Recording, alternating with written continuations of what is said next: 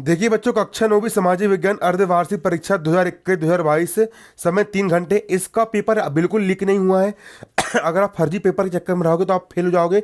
बच्चों, मुझे जो इंपॉर्टेंट क्वेश्चन लगे वो क्वेश्चन मैं आपको समझाने वाला हूँ।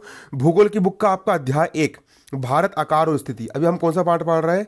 अभी हम पढ़ रहे हैं भारत आकार और स्थिति। भारत आकार और स्थिति। भारत आकार और स्थिति।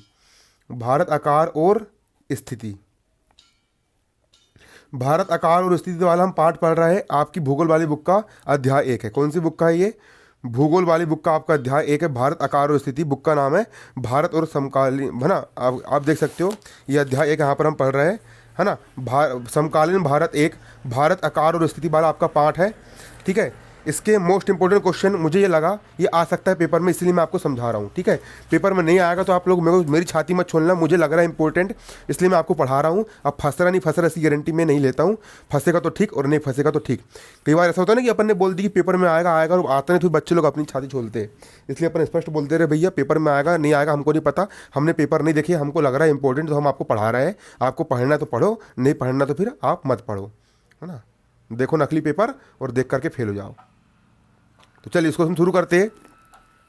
क्वेश्चन बच्चों यहाँ पर आपका है, हिंद महासागर में भारत की केंद्रीय स्थिति से इसे किस प्रकार लाभ प्राप्त हुआ है?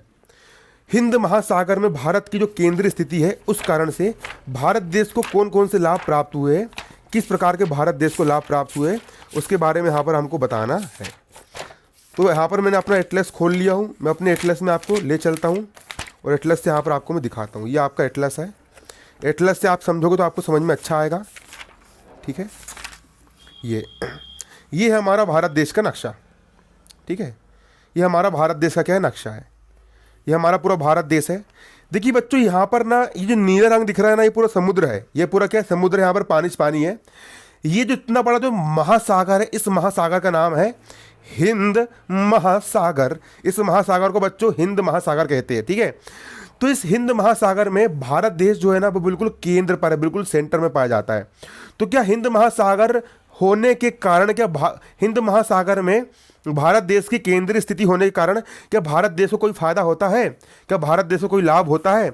हमको यहाँ पर यह बताना है कि क्या हिंद महासागर में भारत देश की केंद्रीय स्थिति होने से भारत देश को कुछ प्रॉफिट मिला है, भारत देश को कुछ लाभ मिला है। ये देखिए इतना बड़ा सागर है। ये हमारा भारत देश का नक्शा है। दुनिया में जो वर्ल्ड का मैप है, ये इतना सा हमारा भारत देश है और ये इतना बड़ा पूरा हिंद महासागर है। तो क्या हिंद महासागर के बीच में भारत देश को होने से कुछ फायदा है? हाँ बच्चों, बहुत सारा फायदा है। पहला फायदा क्या है मालूम है? कि भारत देश से अगर मान चलो अपन को यहाँ पर जाना है, अपन को अपना माल लेकर के बेचने के लिए अपन को यहाँ पर जाना है, तो व्यापार करने के लिए अपन इस सागर के रास्ते से अपन यहाँ पर जा सकते हैं, ठीक है। तो व्यापार के लिए यहाँ पर फायदा, कई सारे फायदे होते हैं। आपको चलिए यहाँ पर हम बताते हैं, आपको यहाँ पर हम शुरू करते हैं। तो देखिए बच्चों, इसका आंसर ये देखिए, हिंद महासागर जो कि पश्चिम में यूरोपीय देश और पूर्व में एशियाई देशों को मिलाता है, भारत को केंद्रीय स्थिति प्रदान करता है। जो हिंद महासागर होता है बच्चों, ये देख लीजिए, हिंद महासागर जो पूर्व में, जो पश्चिम में यूरोप के देश, अंग्रेज लोग भी इसी रास्ते से होकर के भारत देश में आए थे, है ना, ठीक है। पूर्व में यूरोप के देश और पश्चिम में एशिया के देश को मिलाता है। कौन मिलाता है? हिंद महासागर। इस हिंद महासागर में भारत देश को एक केंद्रीय स्थिति प्राप्त है, बिल्कुल बीचम बीच की सेंट्रल स्थिति को क्या है? प्राप्त है, ठीक है। कौन सी स्थिति प्राप्त है? उसको मध्य की स्थिति प्राप्त है। दक्षिण का पठार हिंद महासागर में शीर्षवत फैला हुआ है। दक्षिण का जो पठार है भारत देश का, वो हिंद महासागर में फैला हुआ है और पश्चिम एशिया, अफ्रीका, यूरोप के देश के साथ, है ना, पूर्वी तट से भी यही मध्यम निकटता संबंध बनाए हुए है।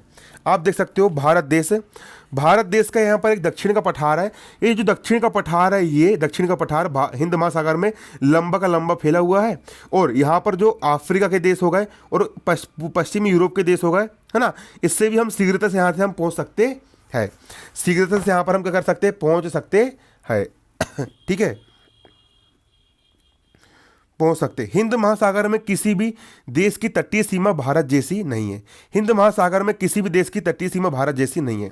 मतलब देखिए, तट की अगर बात करें, तटीय सीमा का मतलब होता है ये सागर से लगी हुई किनारा, है ना।